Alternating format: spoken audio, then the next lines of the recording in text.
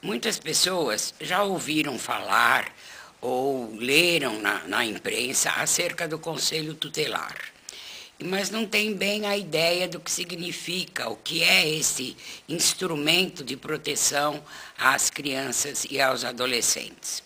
Com a Constituição Federal de 88, as crianças e adolescentes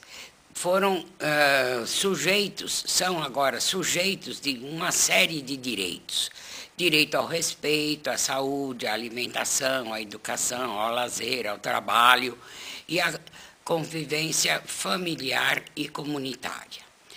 Em razão dessa lista de direitos colocados na Constituição, quando em 1990 foi editado o Estatuto da Criança e do Adolescente, ele criou uma figura, quer dizer, uma figura ímpar, que até hoje o Brasil, até 1990, o Brasil não conhecia, que é o Conselho Tutelar.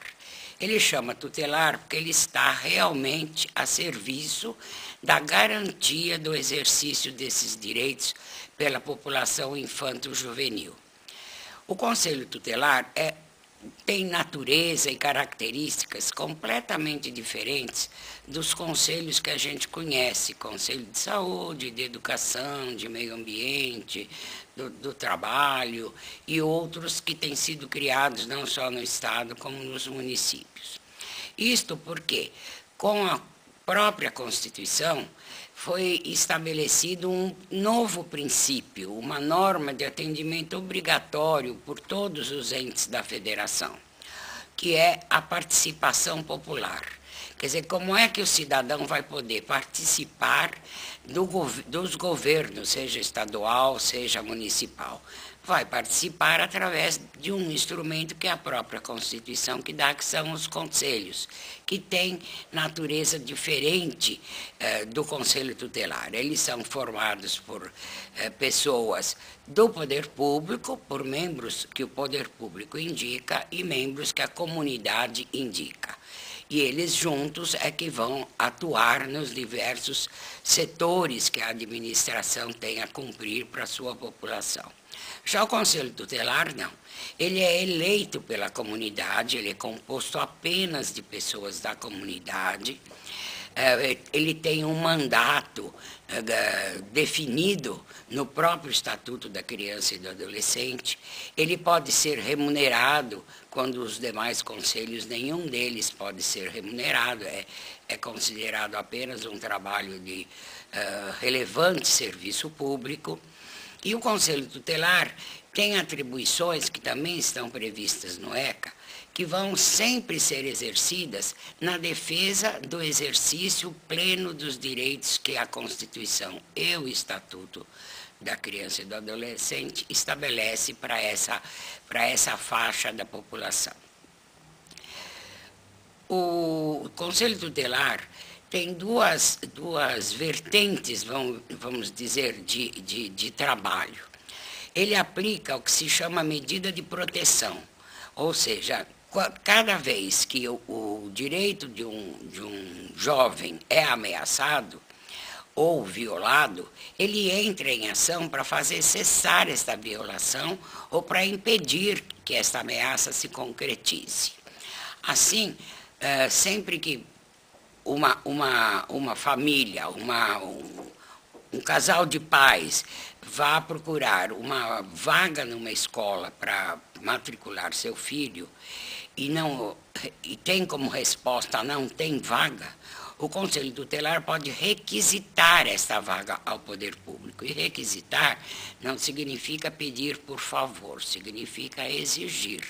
E o poder público, no caso dos municípios, a prefeitura, tem o dever de atender, porque as decisões do Conselho Tutelar obrigatoriamente têm que ser atendidas. A mesma coisa quando se trata de um tratamento de saúde, de uma vaga num ambulatório ou num hospital, quando a criança ou o adolescente precisam de um atendimento do serviço de saúde público. E estas medidas de proteção não são aplicadas apenas aos jovens, elas também são aplicadas pelo Conselho Tutelar à família, porque muitas vezes quem está violando o direito da criança e do adolescente é a própria família. É aquele pai que está desempregado, e estando desempregado não tem como prover a alimentação dentro da sua casa, e aí está pondo em risco a saúde, o direito à saúde que o seu filho tem.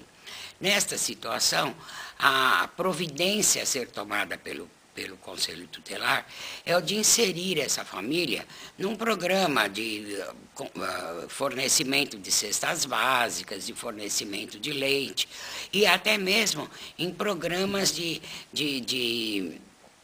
que o pai ou a mãe possam aprender uma profissão, ter uma forma de trabalhar para se recuperar e, com isso, poder estar provendo tudo aquilo que é necessário para essa família.